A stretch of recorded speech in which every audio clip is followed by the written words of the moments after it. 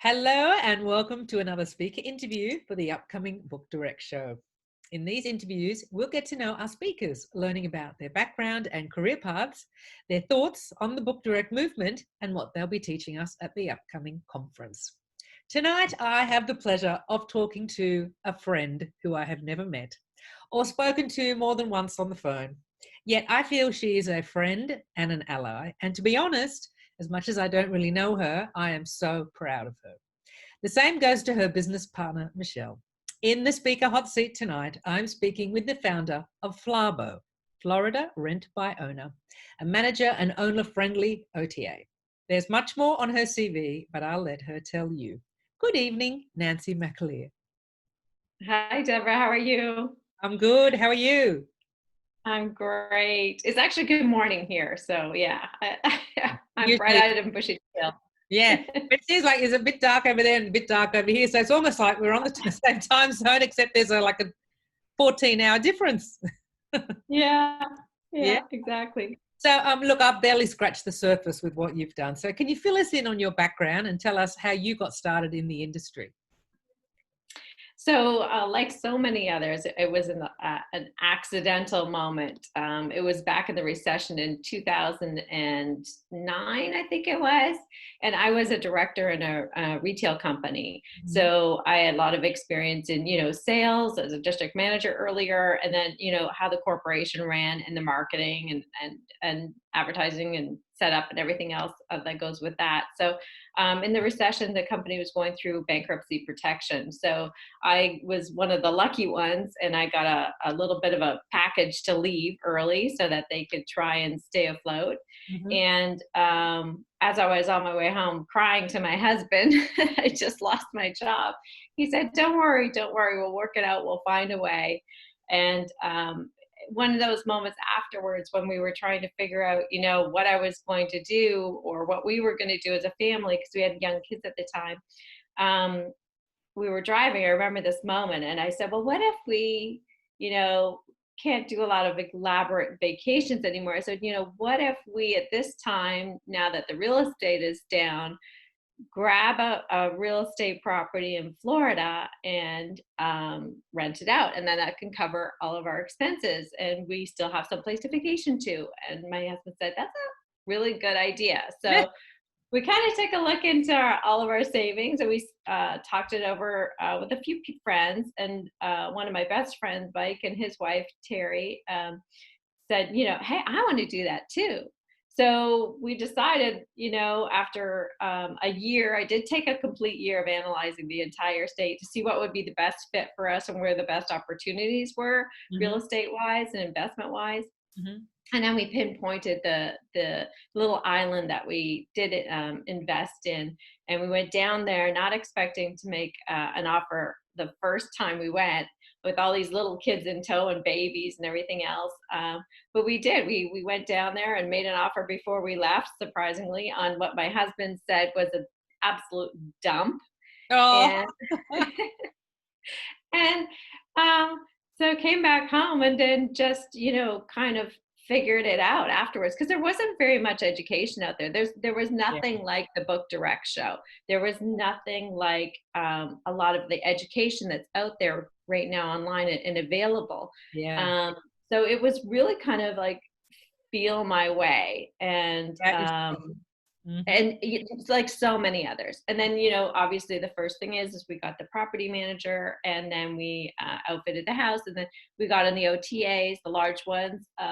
And then things were humming along nicely. And then I just wanted to get in better. I wanted to improve, and I wanted to make the results better. And, after the first year, it was just one of those moments where we did so well. It was like, bing, the light bulb went off, and it's Mhm. like, this is a business. Yeah. So at that moment, I think that I educated myself as much as possible, and then put to work all the things that I had learned in my corporate life, Mm. and started doing different things, and then joined the cottage blogger Heather Bear. Mhm. She's one of the the godmother of, Godmother, yeah. vacation rentals, right? And followed her and learned a little bit with her, a lot with her. And then also joined Matt Landau's VRMB marketing blog. And then I started writing, posts and things about things that I was doing that other people weren't doing.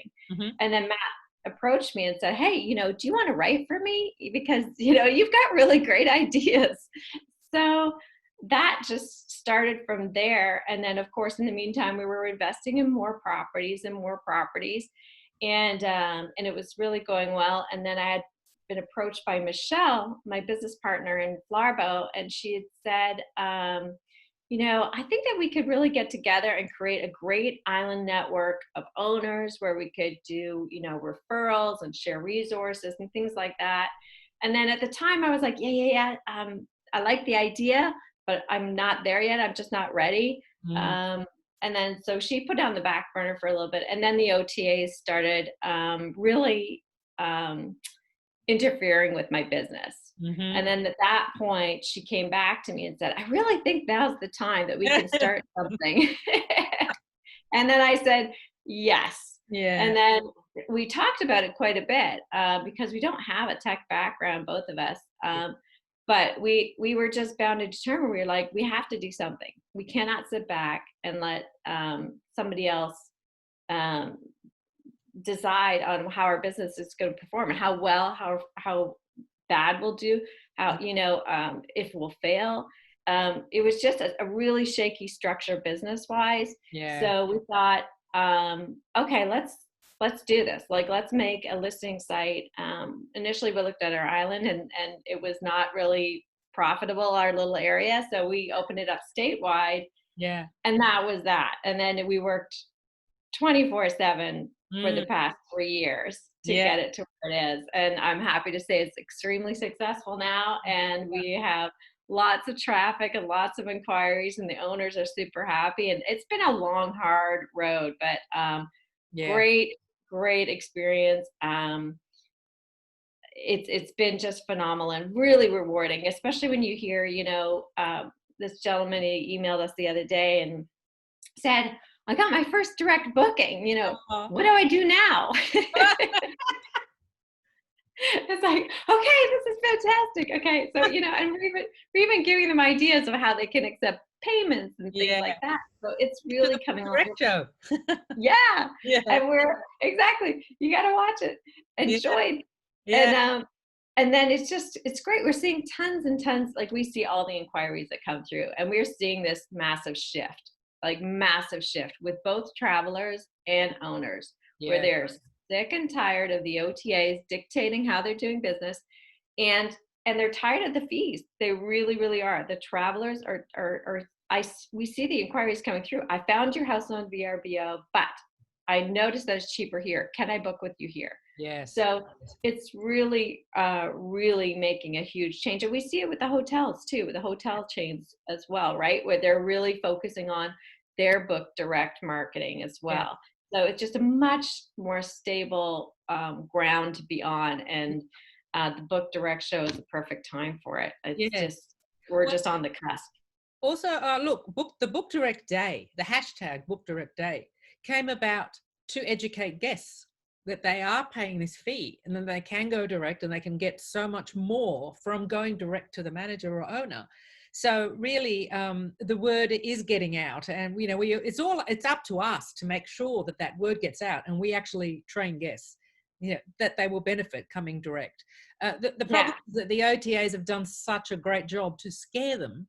But as an interview I just had earlier with Craig, he was saying, it's funny, they can stay in our hotel, they can sleep with us, they'll eat our food, we can protect them, we can look after them overnight, yet we can't take their payment, I mean, yes. Yeah, they've done a great marketing job of scare tactics. Great job. And like you said, it's our time as so many independent owners where we come together, and Book Direct Day is the perfect opportunity for that, where we become a very powerful voice, like extremely powerful, of like thousands, hundreds of thousands of owners and property managers, where we get this one message out and we just flood the media, we flood the social media, we Yeah. flood our All our blogs yes. and email marketing, and we just get the word out as much as possible. And I'll tell you, there's still many guests that don't have any clue that they just paid $500 to Yeah. press a book now button on an OTA. Yeah. It's for a week stay. Yeah. That to me is bananas. Yeah. Look, I think it'll be a slowly but surely procedure. Slowly but surely. The Yeah. more managers and owners that talk about Book Direct and do the right thing to help get the word out, we will get them. We will win them over, these guests. We'll teach them. Yeah, exactly. Yeah. Look, earlier in the year at the Book Direct show in February, I did a talk about collaboration, and my analogy was about the Davids and the Goliaths. And it seems FLARBO is one of those David and Goliath thing. So FLARBO was conceived because it was a pushback to the OTAs, the OTAs taking too much control, as you were saying. That's why Yes. FLARBO came to be. Yeah. Yeah. Yes. So there was already the pushback to the OTAs. And given that once upon a time, the OTAs were either a yearly subscription or a nightly fee as well, or a percentage or a nightly fee. And we all didn't have any problems back then paying that. Everything was ticking along nicely. What do you think happened? Why? What happened to the OTAs? You know, what's this? What's happened? So for me, from what I was seeing in the trends, it was almost like I'll give you an analogy of, you know, of your boss. Let's say you're a salesperson, and then you made this like fantastic, you know, marketing presentation, and you're ready to go visit your clients, and you're ready to maybe even do a video conference with your clients, and then your boss says to you, no, you can't share any documents anymore, so you're gonna have to find another way to sell. And then you're getting ready to go out the door, and you're ready to hop on the phone with them, and he said, no, your boss says, you can't talk to them anymore, you can only write to them, and no sharing of documents, no sharing of any other information except for a written conversation. Mm. And then, you know, and then your boss says, really, you can't follow the refund policy of what you were giving them before. I'm going to give you A, B, and C that you can follow, and only can you follow that. Like after a while, that's going to affect your sales, right? And how well you're doing as a salesperson. Mm. And, you know, if you're on commission and if you're making money, your salary on a commission, you pretty soon you're going to turn to your boss and you're going to say, you know, you've tied my hands. There's nothing more I could do. I can't make any money. I'm out of here. I'm firing you. I'm quitting. You know, I'm Yeah. not Yeah. going to get fired because, you know, it's the same analogy to me. It is the same thing where the OTAs have taken away our ability to be great salespeople because we know our properties and our areas best. We Mhm. have the insider information. The OTAs do not have that kind of scalable information where we know where the best place is to rent kayaks, or where the best place is to go get that winery tour Mm. that nobody else knows about, or all those insider information. I used to share that in every single response on the OTAs with my prospective travelers and guests. And as soon as I was not able to do that, that affected my sales. Oh, wow. And then I also used to like to hop on the phone with people because some people would say, can you give me a call? I would say, sure, or text me. They used to like to text. So I would choose the format that the guest would prefer. Mm. And then that used to help me convert sales as well Mm. into bookings. So, you know, when they take away all of my best skills and the best opportunities for me to close a sale and to make a booking, and the performance keeps going down because it's not going up. I've been tracking this for a long time. I've been on the OTAs for 10 years. Mhm. So in that instance, and then when they're telling me, okay, you can't use your cancellation policy, you Yeah. know, that's not, you can choose A, B, or C. That to me, I'm like, Yeah. the traveler is not renting the property through a home away property. They're renting that property through me, and it's my rules, Mm. and it's my way of doing business. And if I want to take money at 90 days prior to arrival, I'm going to take the money prior to arrival because I can't book it at full price if they cancel last minute. Mm. And that's affecting my, you know, my business. So in all those instances, I think that it's just been forced down owners' throats and property managers, that they really have to realize that they are not the boss. They are not in control at all of their booking cycle on the OTAs. Mm. And then, you know, with what happened with Airbnb, with the COVID crisis, where all the money that the hosts had thought that they were going to be receiving was suddenly given back to the travelers, no matter where they were, whether they were in a COVID zone or not in a COVID zone. It Yeah. was all given back, and the owners or hosts were just standing there stunned, you know? So, I mean, having that ability or giving somebody that opportunity to dictate really, you know, how your business is going to run and how fragile your business can be is Yeah. a very scary situation. So for me, I just feel like that, in addition to all the traveler fees that just keep escalating and escalating and escalating, because they're a public company, they've got to keep providing more and more profit to their shareholders. Mm. So they're not going to stop anytime soon. They're going to find different ways of making more and more and more money. So for us, it was just a case of we were seeing so much frustration in ourselves as owners, Yeah. and owners and travelers over the course of time. So they're just alienating their supply chain, Yeah. and they're doing it well. Yes. They're going to feel it soon, I think, with this Oh, I move. think they already are. Yeah. Yes, yes. So with FLARBO, I believe you don't charge any booking fees, no No. guest fees. So what sort of model do you have with FLARBO? Is it going back to the good old days where it's a subscription fee? Yeah, it really is. That's how we wanted to start it. We do have a booking module that we don't have in place right now. Yeah. We're leaving it up to the owners to decide and completely control. We're really in it we built Florida Rented by owners for owners. So we really want to listen to our owners. We want to listen to our supply chain. We want to make sure that what we're doing is what they want in terms of, is it good for them? Is it not good for them? Yeah. And of course, a sustainable model for ourselves. Yeah. Like for us, it's a subscription model only at this point in time, from Yeah. the good old days of like a 5-level subscription based on ranking, based on more pictures, etc., Yeah. more visibility. I was So just, in that yeah, case, I was just going to sorry. say, just for 1 second, for those people that are relatively new to the industry that are watching, that are going to be in the watching the Book Direct show, can you please explain the subscription model? Because a lot of people now will just be paying commissions, just straight up commissions, and they might not be aware of the old the subscription models that there used to be. Can you explain that, please? Yeah, for sure. So subscription model is less risky than a pay per commission. Because when you look, and I know a lot of people think, well, what are you talking about? You know, well, if you're paying for an annual subscription, the money is upfront.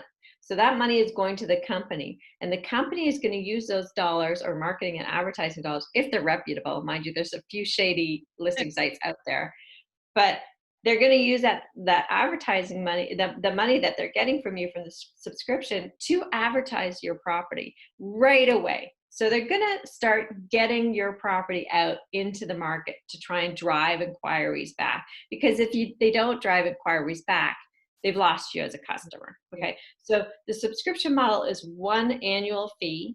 Okay. Or it could be a monthly fee. In our case, it's annual. And then a commission model is where you pay a commission every time you get a booking. So when you add up all the times that you would get a booking and you're paying a commission on it, it really escalates much higher than a subscription model. Mm. I know a lot of people thought that we were crazy when we did it, but when we look back, and especially through the COVID crisis, we are so set. Mm. We weathered the storm of COVID no problem.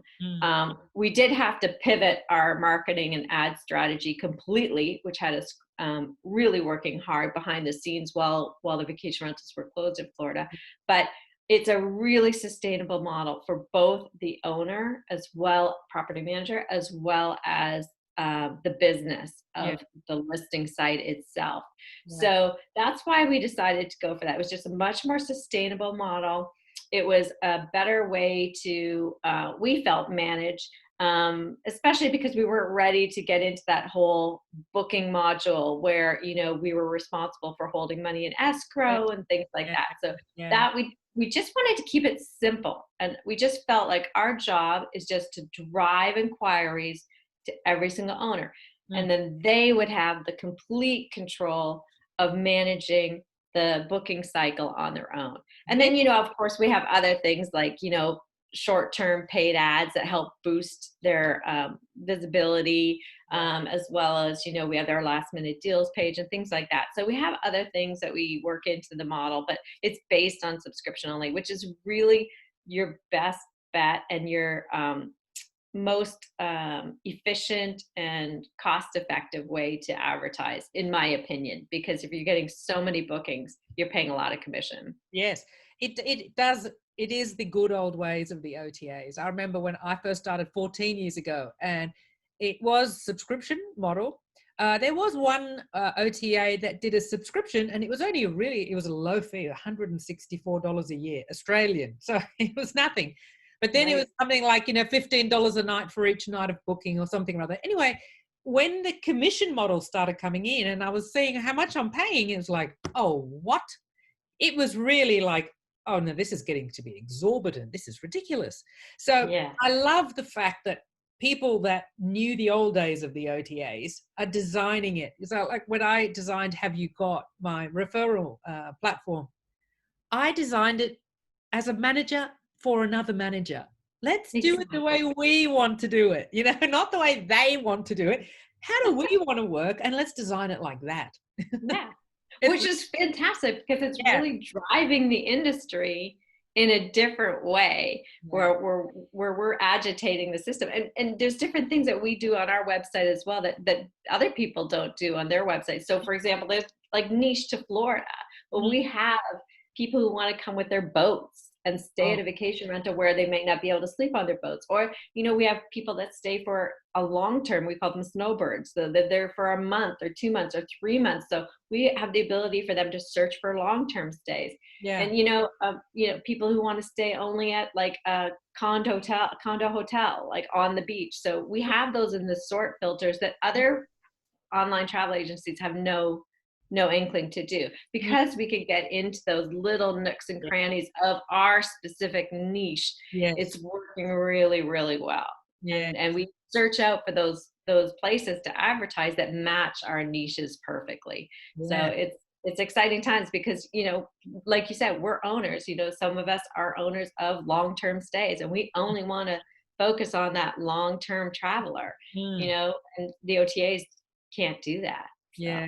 Yeah. There are a few definitions of direct bookings out there. I'd like to know what yours is. What are the features of a direct booking in your eyes? So in my eyes, a direct booking is any booking where you can control the complete process.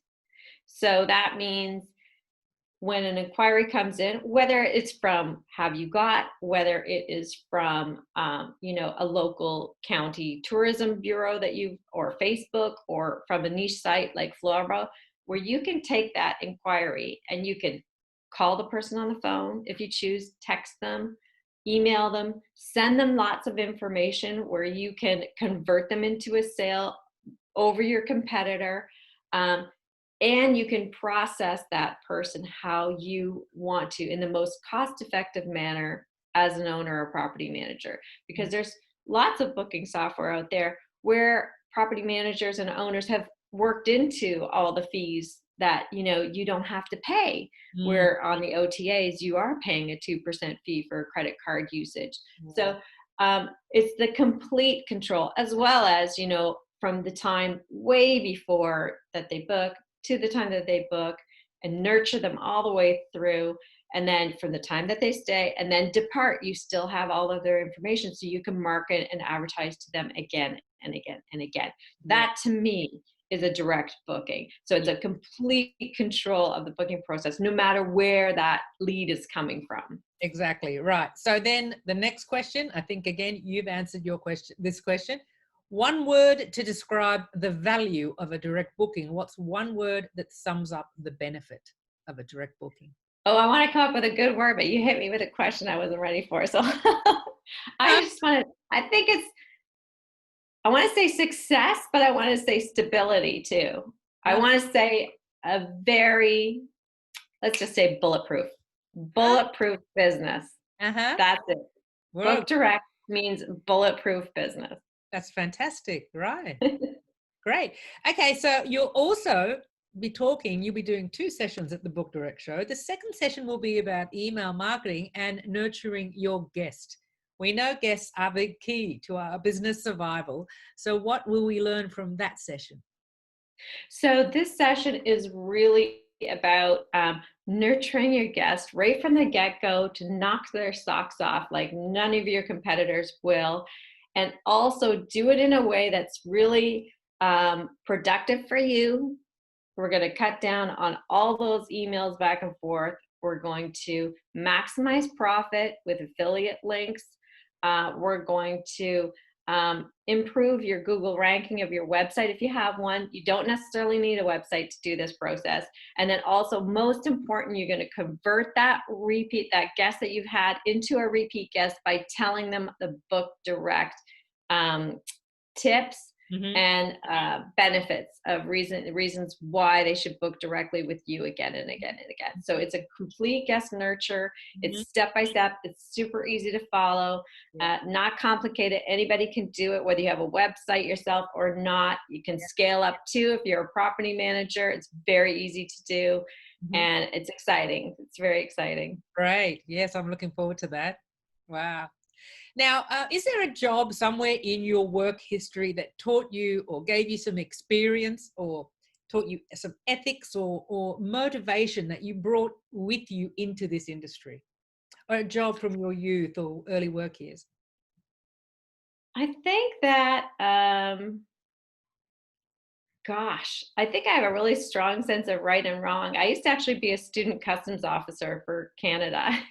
So I was on the front lines, and I had to go through a whole RCMP, which is our our major federal policing, where I had to go through a whole interview with them and fingerprint everything. So I have a really strong sense of what's right and wrong. And I follow that to this day. So when I see something that's not right, I'm going to try and fix it. Or if I see an opportunity as well, I'm going to jump on it. So if I see something, and this is an example from, where somebody else is doing something that I think that I can do, even if it's a hotel company or somebody, a huge corporation, and I can scale it to my level, I'll do it. So it's kind of like both, the strong sense of right and wrong. And also, I don't know where the opportunity comes from. I guess it's being a third child where you kind of left to your own devices and allowed to run around. I'm third child too. So, I mean, you really have to look for your opportunities because you're left alone a lot.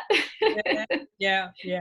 Wow. So I think it's a combination of those that really allow me to kind of take like a really big, 10,000 foot view and view things a little bit differently to try things out and not be afraid to the word no. I'm really not afraid of, and if somebody tells me I can't do it, I'm like, Yeah. can't tell.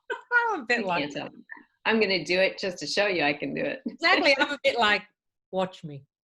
Exactly. Exactly. I love it. And was there, what was the most unusual job you've ever had? Or what's a job that you've done that we would be shocked or surprised to hear you've done it? Oh, gosh. That is a super good question. You caught me off guard. Well, Hot spot, the hot seat. that is, oh my gosh, jobs. So I just think, well, the retail is one, but that's not a shocker. I mean, the customs officer is one. Yeah.